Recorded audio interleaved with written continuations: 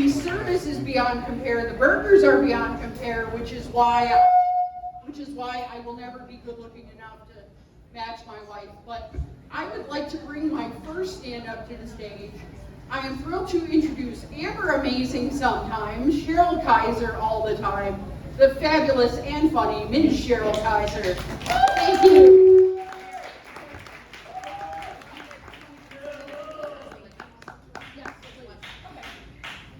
I'm going to stand off to the side because I don't want to be backlit. My table will show. They're addressing. Oh.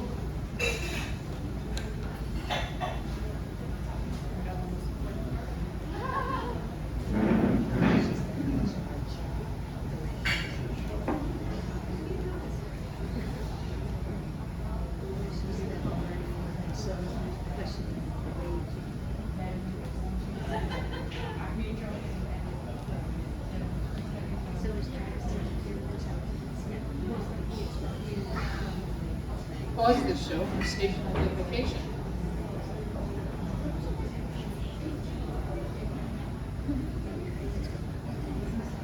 This is actually part of the show.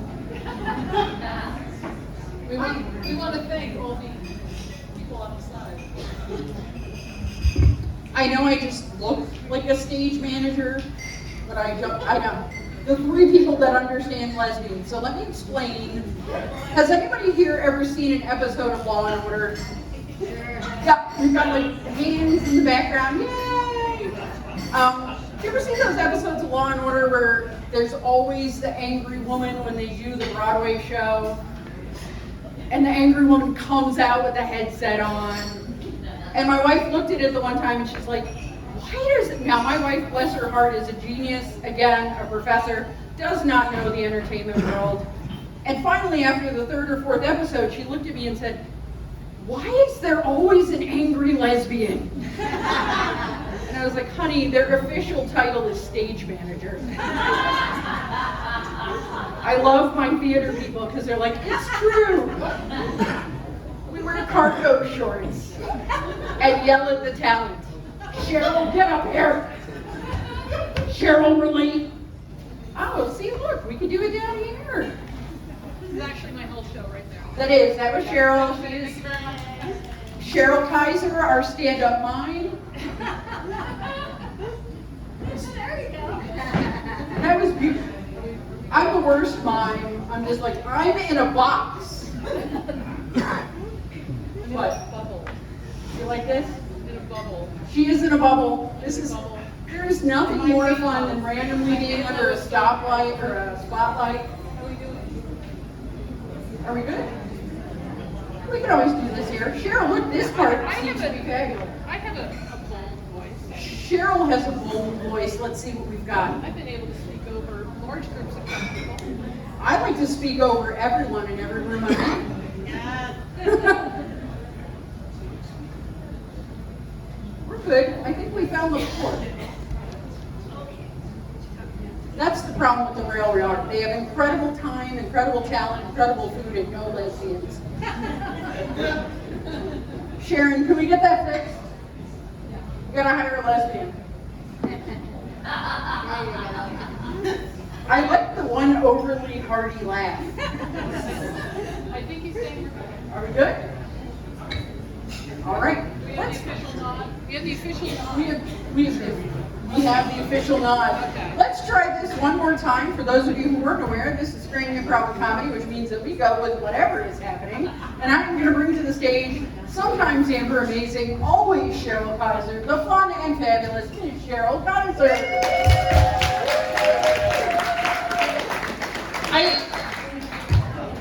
Hold it way out here. I have a picture of myself in the 6th grade standing up emceeing the talent show, and I was like this, and here I am just randomly standing in front of a group of people, half of who I don't know, while they're fixing sound. Anyway, can everybody hear me? Yeah. Okay, if this screams again, we're just going to drop it. Well, not literally, although there may be mic drop moments, I don't know. I can only hope. So my mission in life is to educate, if not give some insight to, especially our younger generation who is here. I see a lot of younger generation people in the room, about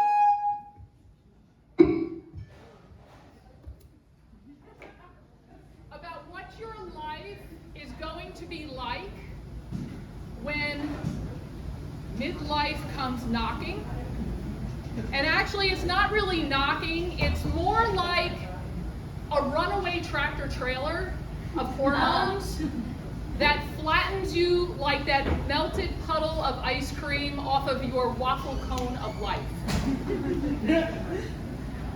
And there are just some things that Mom and Google, does it work now? Okay, all right. I'll turn it back on. Everybody here prepared? Yeah, okay.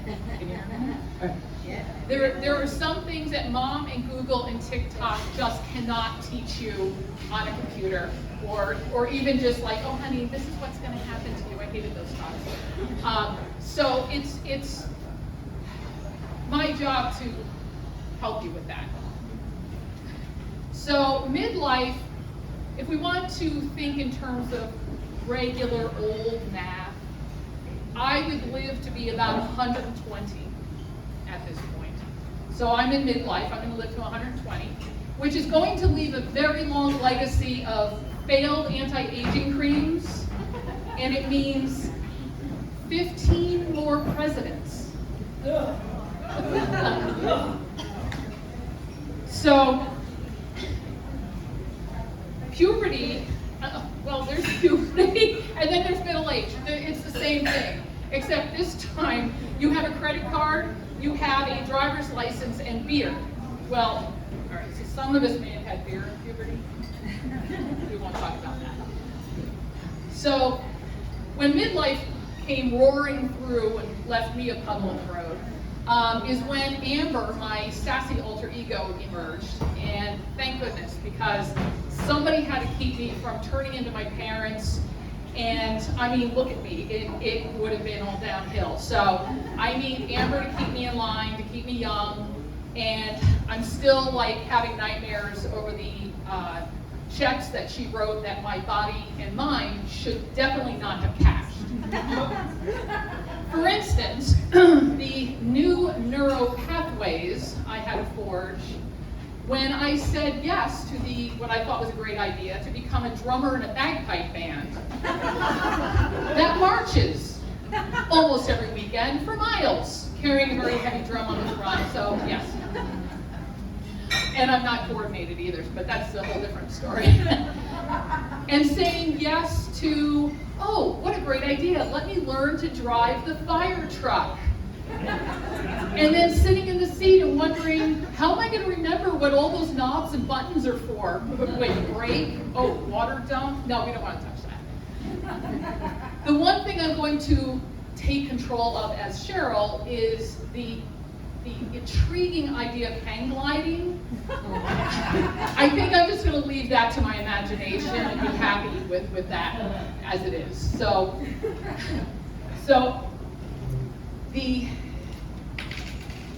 with midlife comes a whole new set of superpowers, though. And one of those, the first superpower that pops to mind, well, literally and figuratively, is how your body can pop a single dark hair in a spot you never had hair before, overnight. How your body can find ways to store fat where it never was before, like, I don't know, your toe knuckles. Or the wrinkles that you get in, all right, never mind, I'll keep it.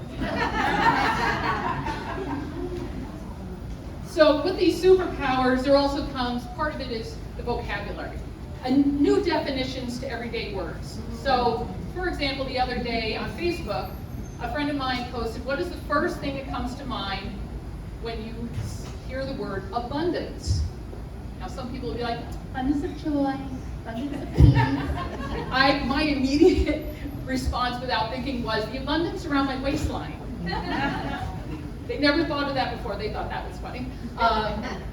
But that comes with midlife, because about 10 years ago, my metabolism left.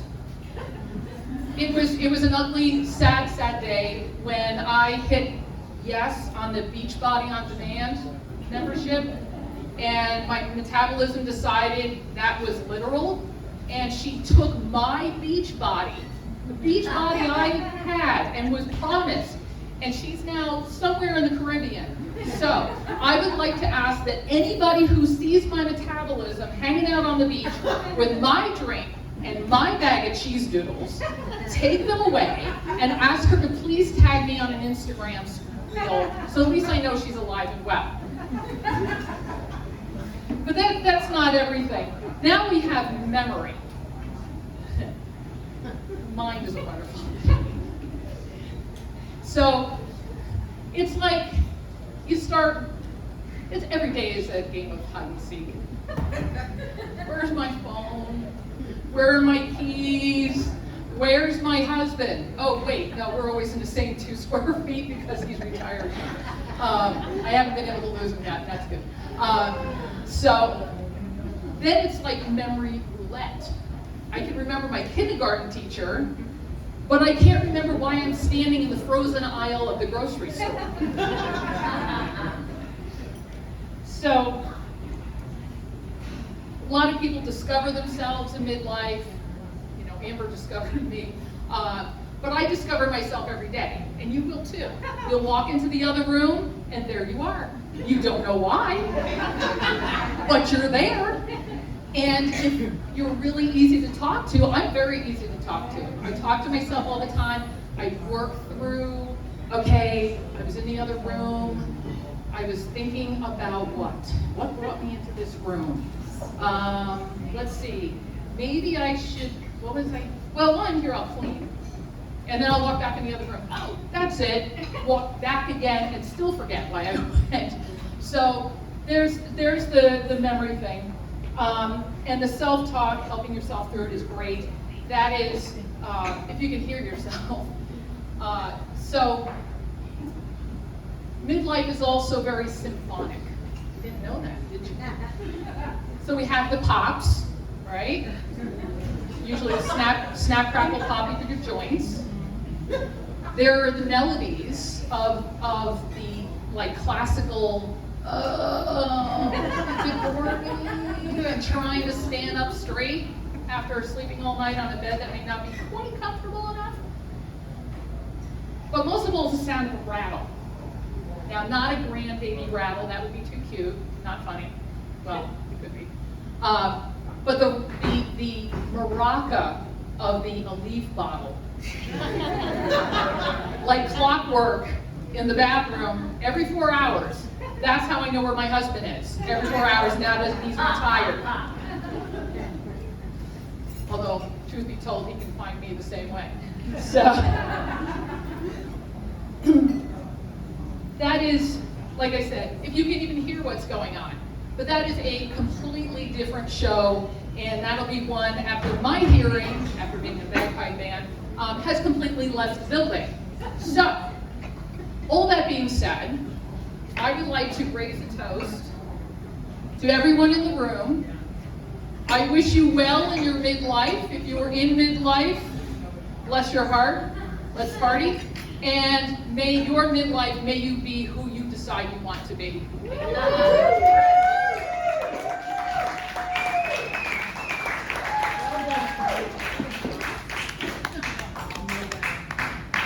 Ladies. Thank you. There we go. Ladies, gentlemen, and everyone in between, the fabulous, Amber Amazing sometimes, Cheryl Kaiser all the time. And for those of you who are wondering again what Scranton Improv and Comedy is all about, we are about getting people to